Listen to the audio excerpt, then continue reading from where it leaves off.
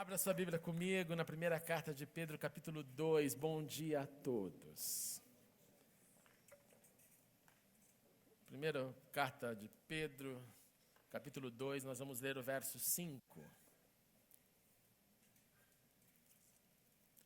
Diz assim o texto: vocês também estão sendo utilizados como pedras vivas na edificação de uma casa espiritual para serem sacerdócio santo, oferecendo sacrifícios espirituais aceitáveis a Deus por meio de Jesus Cristo. Oremos uma vez mais. Obrigado, Senhor, pela liberdade que temos, por estarmos aqui na comunhão da igreja. Nós te louvamos porque não merecemos esta liberdade. Lembramos desta hora, Senhor, daqueles que sofrem perseguição e pedimos, sustente-os guardando a fé. Oramos também por nossas crianças, Senhor. Elas estão agora recebendo boas notícias, recebendo o evangelho da paz. Então abençoe cada professor e professora, cada vida que tem dado o seu tempo neste ministério, e que todos os nossos filhos, as nossas crianças se tornem discípulos do Senhor Jesus.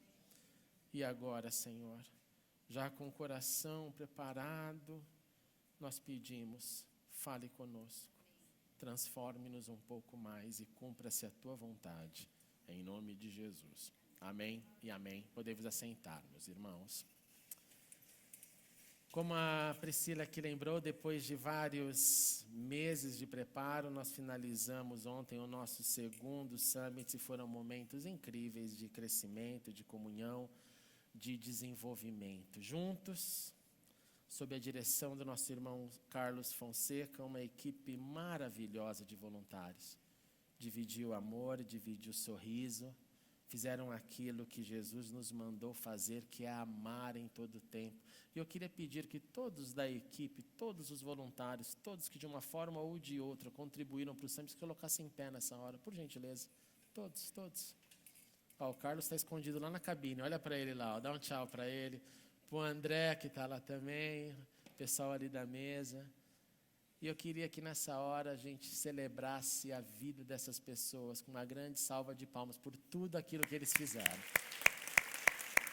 Vocês foram instrumentos de Deus para abençoar a igreja e a todos aqui vieram. Que Deus vos abençoe e vos recompense. Podei-vos assentar.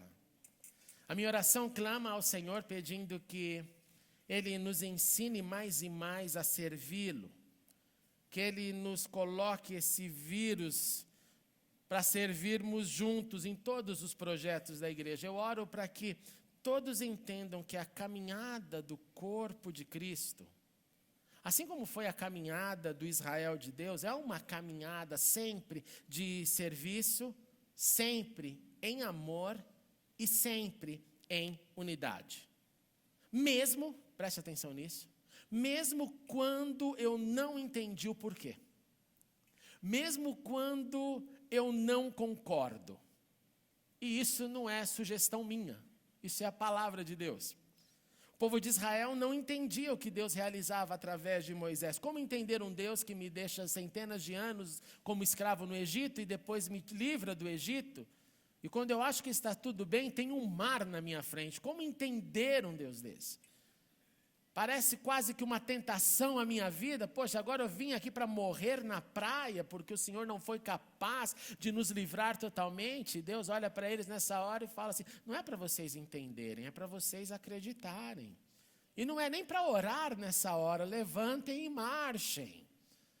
Esse Deus que depois dessa travessia deixa um povo, um olhar para o outro, dar sede. Você fala: caramba, Deus, por que o Senhor nos livrou da escravidão para deixar a gente passar sede? Quem entenderia isso?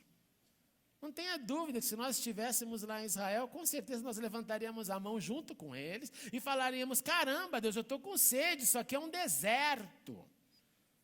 E Deus deixava algumas pressões acontecerem e não dava explicação. E de repente falava, não, tudo bem, eu vou lá mandar o meu servo lá bater na rocha, falar na rocha, fazer alguma coisa e vai vir água para vocês. E quando você toma a sua água, aí vem fome. E Deus fica quietinho, Ele não dá provisão antes do pedido. Ele espera o povo sentir o buraco da fome na barriga para daí clamar e falar, caramba, cadê a comida, Senhor? E o incrível é que isso demonstra que ninguém vai fazendo uma cronologia do cuidado de Deus. Em outras palavras, Deus tirou da escravidão, Deus permitiu atravessar o mar, Deus deu água, consequentemente, Deus vai dar o pão. Consequentemente, Deus vai dar o abrigo.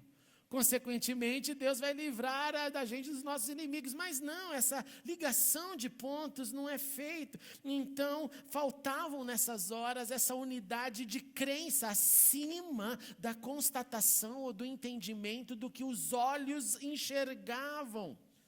Reclamavam então o tempo inteiro, e o tempo inteiro, ao invés de olharem a mão de Deus e caminharem, não, passavam e eram dominados pelas murmurações e não ouviam aquilo que Moisés havia dito. Gente, o negócio é o seguinte, como eu disse, não é para entender, é para acreditar. E não é para entender, mas é para acreditar, porque existem muitas coisas encobertas. Essas coisas encobertas pertencem a Deus. E tem outras que são reveladas, essas pertencem a nós, pertencem aos nossos filhos para sempre, para que sigamos a palavra de Deus. Então, não fique nervoso, não deixe isso criar uma ansiedade. Tem coisas que a gente não entende. Isso aqui é Deuteronômio 29:29. Grava isso, escreve isso, coloque em todas as tuas páginas de redes sociais. Tem coisas encobertas e tem coisas reveladas. Então, existe uma série de itens que eu sou chamado somente para crer e esperar. Assim, então, o líder Moisés ouvia Deus e cumpria. O povo ouvia Moisés e constantemente se rebelava. Resultado, essa geração morreu toda no deserto, porque eles queriam entender. E eles não foram chamados para entender, eles foram chamados para viver o que o justo é chamado para fazer, que é o meu justo viverá pela fidelidade no que crê, ou o meu justo viverá pela fé. De Moisés, lá no início da Bíblia, a Jesus, gente, o método continuou o mesmo. E por incrível que pareça, as reações da humanidade continuaram também iguais. Lembre-se que Jesus ouviu do Pai a missão.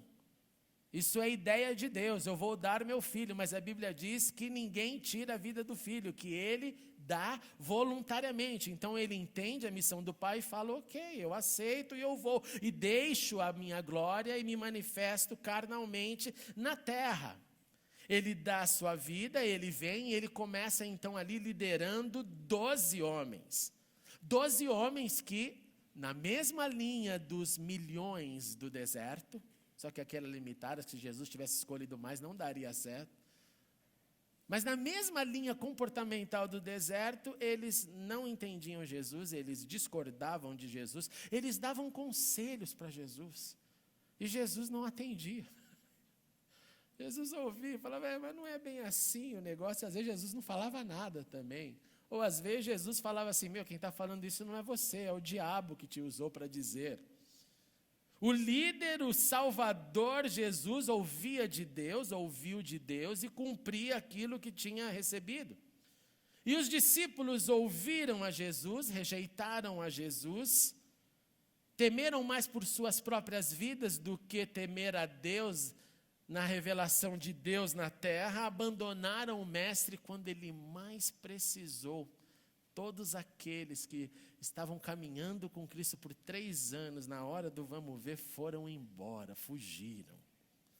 Até que, depois da ressurreição, depois de receberem o Espírito Santo, a ficha caiu.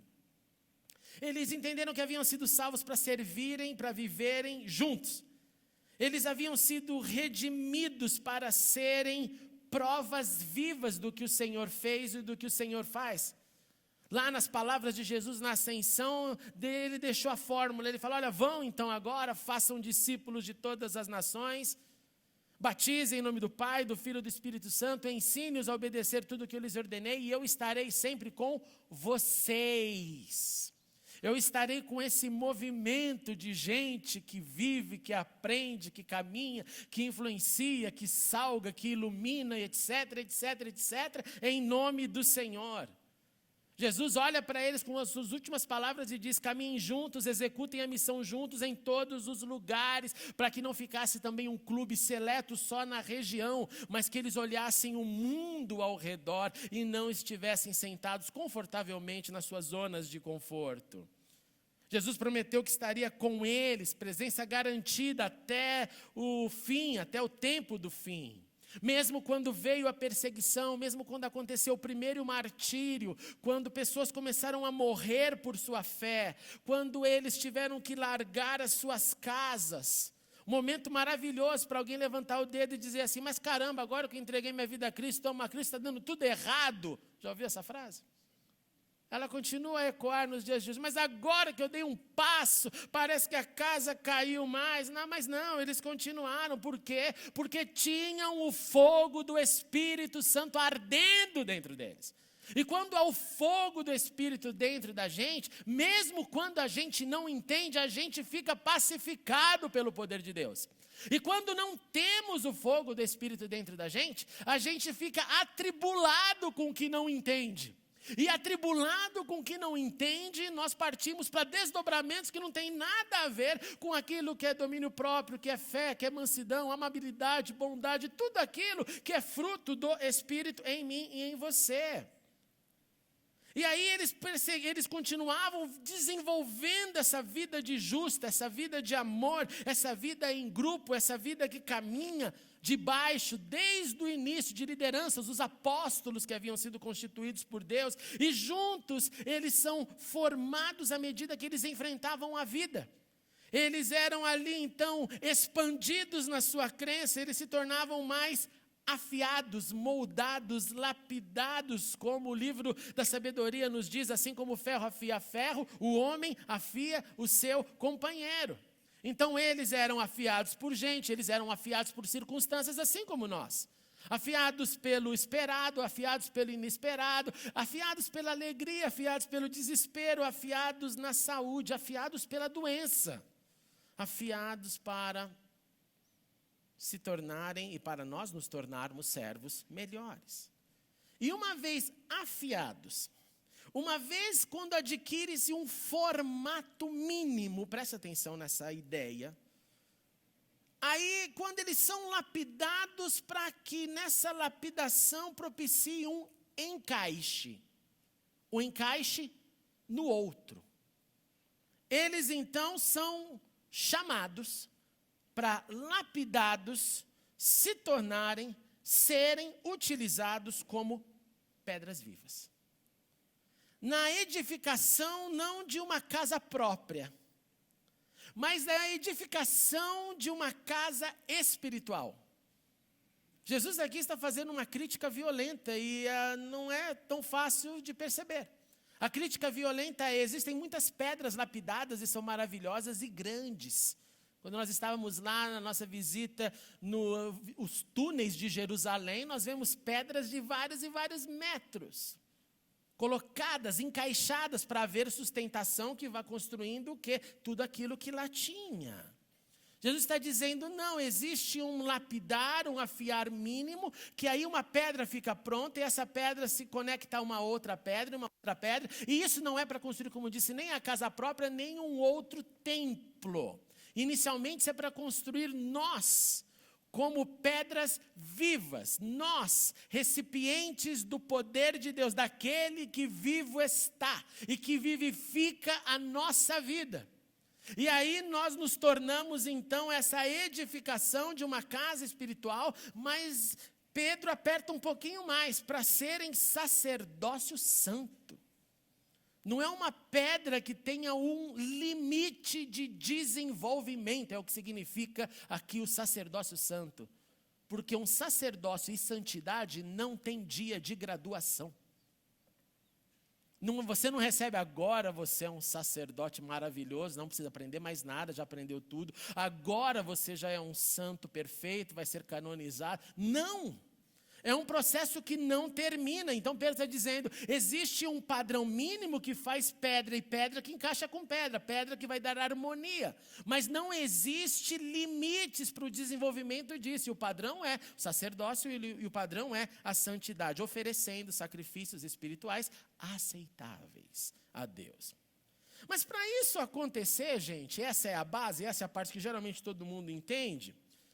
Pedro ele fala sobre alguns vilões, ele fala sobre alguns dramas que devem ser vencidos para que a gente chegue nesse ponto. E se você está com a sua Bíblia, fique aí com o capítulo aberto, o capítulo 2, para você olhar comigo ali, no verso 1, que antecede esse conceito que a gente conversou. Eu vou colocar na tela também, livrem-se, começa, de todo o mal. Livrem-se, pois, de toda maldade, de todo engano, hipocrisia, inveja e toda espécie de maledicência. Ele está dizendo, então, antes da gente chegar lá a ser pedra, tem um processo do lapidar. E o lapidar inclui o meu desejo de me livrar de todo o mal que entra dentro de mim, porque depois que entrou dentro de mim, se eu não rejeitá-lo, ele vai sair de mim. Daí que vem a boca, fala do que o está? Então eu primeiro encho para depois esvaziar, e geralmente eu esvazio em você. Eu procuro alguém para esvaziar o meu lixo. Quando eu deixo o lixo tomar lugar. Eu esvazio a minha maldade em alguém, no meu próximo, quando essa maldade toma um lugar e um espaço em mim. Pedro diz, livrem-se disso. Quando a maldade buscar morada em nosso coração, rejeitemos. E aqui é uma briga mental violenta. É aquilo que eu penso e não é aquilo que eu quero manter. É aquilo que eu penso e devo ali. Chega, eu levo o cativo para a cruz de Cristo. Livrem-se do engano. O engano geralmente vem mascarado com senso de justiça. Mas esse mascarado em nome de justiça, diante da palavra de Deus, é um simples pecado. Porque justiça não pertence a humanos. Justiça pertence a Deus. E não dá às vezes umas revoltas, a gente quer, não, eu vou lá. Mas não é com você esse negócio. Eu vou lá, vou quebrar o pau. Não é para você fazer isso. Isso acontece das relações individuais com o próximo, isso acontece na relação casa, família, casa, filhos, casamento, repertório que acontece dentro do trabalho.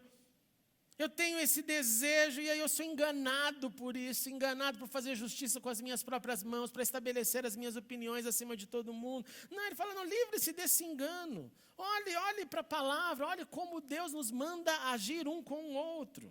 Livrem-se da hipocrisia. E, gente, não confunda a hipocrisia com aquele discurso de, não, eu não sou hipócrita, eu sou sincero, eu falo o que quero, seja lá para quem for. Eu te pergunto, da onde você tirou isso? Da onde você tirou isso?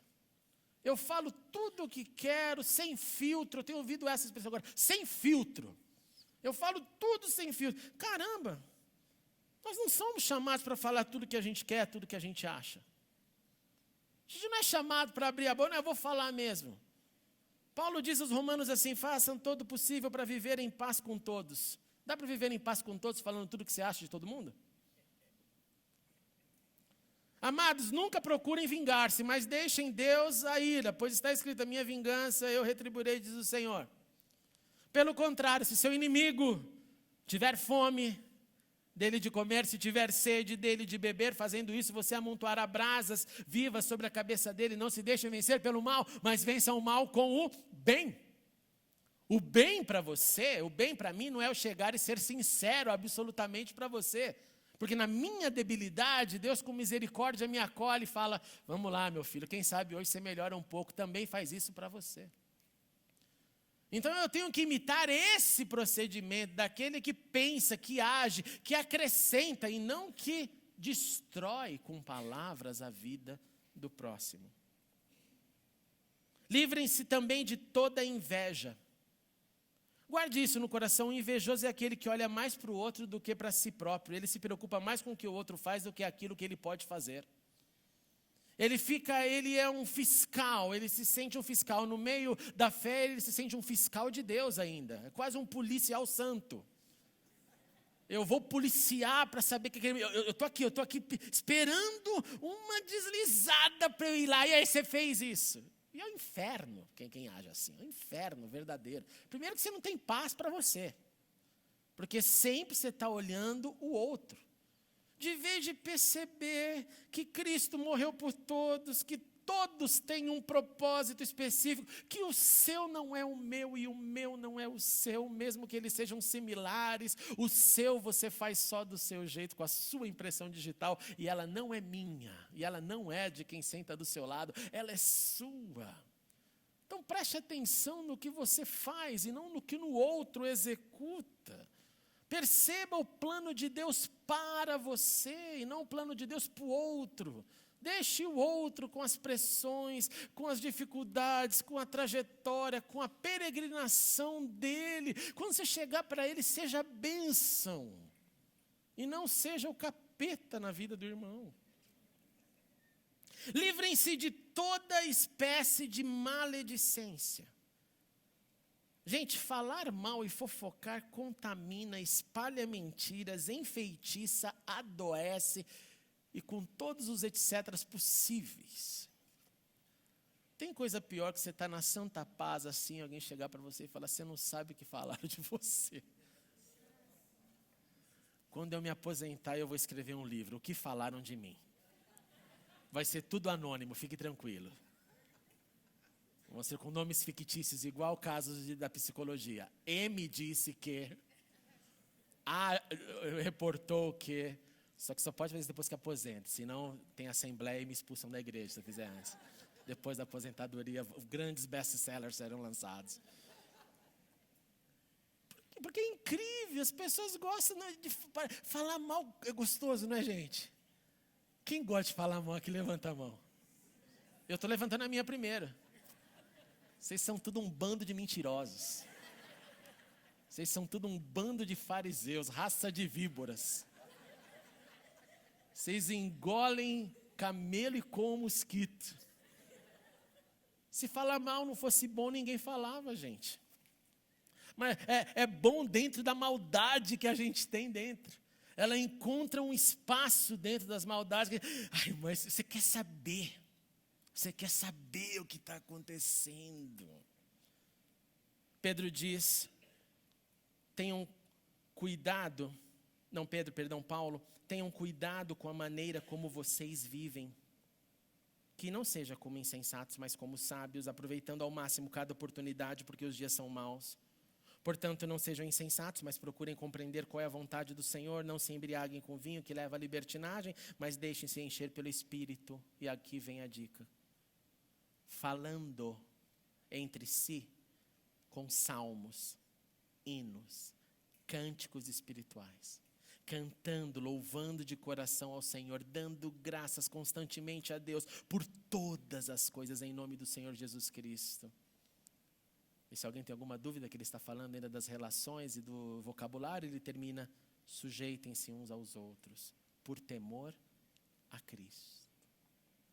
De volta ao Pedro, então ele no seu texto, ele dá essas ideias, para que essa pedra seja essa pedra lapidada, que tenha um encaixe mínimo com o próximo, seja também como criança. Crianças recém-nascidas desejem de coração leite espiritual puro para que por meio dele cresçam para a salvação. Agora que provaram que o Senhor é bom e à medida que se aproximam dele, à medida que nos aproximamos da pedra viva, a pedra angular, a pedra principal, rejeitada pelos homens, mas escolhida por Deus, Cristo Jesus, aí sim, dá para nós sermos utilizados como pedras vivas na edificação de uma casa espiritual, com um aprendizado e uma linha que não tem graduação na terra, mas que continuará até o fim. Pedro que escreveu estas palavras, que viveu na pele ao lado de Jesus o processo de lapidação, o Pedro que andou sobre as águas, o Pedro que tentou defender Jesus, querendo decepar a cabeça de um dos guardas, o Pedro que negou 3 vezes. 3 vezes. Ele foi lapidado. Quando Jesus perguntou um dia aos discípulos, qual é a fofoca aí que dizem sobre mim? Discípulos, a gente está andando já há um tempo, né? O que vocês acham que eu sou? E a resposta básica, parece uma pergunta inocente, porque um rabino com seus alunos. Alunos com o meu rabino, você é o mestre, você é o nosso professor. Padrão comum naquele momento histórico. Mas Pedro tem ali uma sensação espiritual e ele diz, tu és o Messias. Tu és o ungido esperado, que é o significado da palavra Cristo. Tu és o Filho do Deus vivo. Jesus olha para ele, presta atenção, e diz, feliz é você, Shimon. Feliz é você, Simão, filho de Jonas, porque isto não lhe foi revelado pela carne ou sangue, foi Deus que soprou no teu ouvido o quem eu sou. Ele chamou ele de Simão, filho de Jonas. E depois da revelação ele diz, eu lhe digo, você é Petros. Petros, Pedro, no grego, significa você é pedra separada. Pedra separada que ainda vai pisar na bola, que ainda não vai entender, que vai falar um monte de besteira. Pedra separada que vai negar. E Pedro, depois de lapidado, ele olha para a gente e divide conosco aquilo que o Senhor chamou ele. Porque essa é a essência do Evangelho. Eu recebo para dar, eu não recebo para dizer, esse é meu título, não venha buscar. Não, eu recebo para dizer, toma, de graça eu recebi, de graça eu dou. E ele então olha para a igreja no momento de perseguição e olha para a gente no momento de liberdade e diz, cada um de vocês, cada um de nós, que sejamos utilizados como pedras vivas para edificarmos uma casa espiritual, que começa na individualidade do lapidar e do moldar, até que eu ganhe uma forma, então eu posso ser colocado do seu lado e do lado do outro, e aí a casa espiritual é edificada. E essa casa é edificada primeiro nos nossos corações e no nosso interior, ela também pode ser vista na vida da igreja espalhada pela terra, o que inclui também a nossa comunidade. Pessoas, templos do Espírito Santo, templos ambulantes que se unem de repente e um do lado do outro param domingo após domingo para cultuar, para celebrar, para ouvir, para aprender, para continuar o processo de nos tornarmos os sacerdotes santos. Para que a pedra não fique só formatada no início, mas pare por ali. Mas para que a gente cresça, porque ela é viva e não físico, matéreo, estático. Ela explode de dentro para fora. Nesse processo, nesse local de encontro com Deus, de aprendizado com Deus, que chamamos igreja, onde aprendemos, amamos, crescemos, brigamos. Nela, o nosso serviço, então, de sacerdotes com santa atividade, para que a gente ofereça sacrifícios que Deus se agrade, o que significa que há sacrifícios que Ele não se agrada.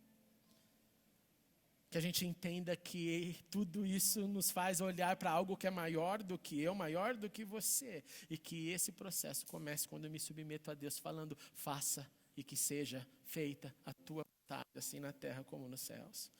Sacrifícios espirituais de obediência, de harmonia, de sacrifícios aceitáveis a Deus que recebe de gente imperfeita como nós, mas Ele recebe pelo sangue e poder de Jesus demonstrados naquela cruz.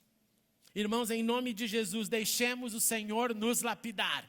Deixemos o Senhor nos usar, edifiquemos mais e mais a nossa casa espiritual individual, para que seja então no nosso coletivo a potencialização daquilo que sou sozinho, mas que sou potencializado do seu lado.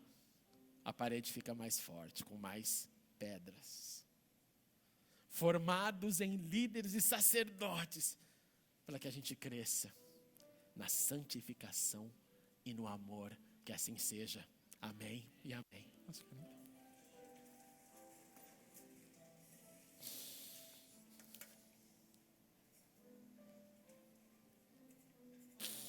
Santo é teu nome, Senhor. Santo é teu nome, Senhor. Que nos molda, que nos lapida, que nos afia, que dá a medida certa do encaixe e chama todos para edificarem não prédios individuais, mas prédio consequência do coletivo ajustado pelo amor que cobre a multidão de pecados e nos coloca juntos no servir. Pai, eu te suplico, quando a gente não entender, quando a gente não concordar, quando a gente quiser levantar com os nossos sensos de leituras e justiças, cale o nosso interior com o seu amor, faz-nos preferir encaixar ao outro do que sair da construção. Faz-nos desejar, Senhor, uma acomodação que arranque algumas arestas, que corte alguns bicos a mais, porque assim o Senhor faz com a gente, o Senhor não nos rejeita, o Senhor nos abraça. Mesmo quando nós quebramos essa pedra viva que o Senhor nos chamou para ser, o Senhor vem lá e nos reconstrói e fale, volta, vem de novo. Enquanto há fôlego de vida, chances. Então, Senhor, ajude-nos a olhar para a horizontalidade dos encaixes e deixar a verticalidade dos olhos de Deus sobre nós somente para o Senhor, pois o Senhor é o único que pode nos julgar. Faz isso, Deus, na nossa vida, na nossa igreja, no teu povo na terra, e que a gente possa celebrar cada encaixe, como foi durante o Summit, encaixe que gerou desenvolvimento, que gerou comunhão, unidade, conhecer gente nova. Oh Deus, obrigado por tudo que o Senhor fez.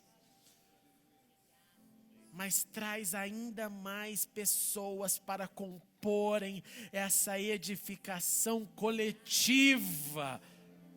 E comece no coração, nas rupturas da maldade de todos nós, das maledicências, de tudo aquilo que nos afasta e coloca nos nossos lábios as palavras que sempre trazem harmonia, que manifestam amor, que manifestam cura.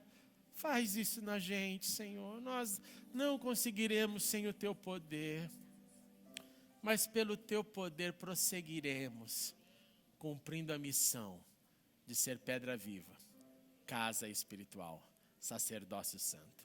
Que assim seja. Em nome de Cristo Jesus, a pedra principal, a nossa rocha da salvação. Amém e amém. Vamos aplaudir a Ele.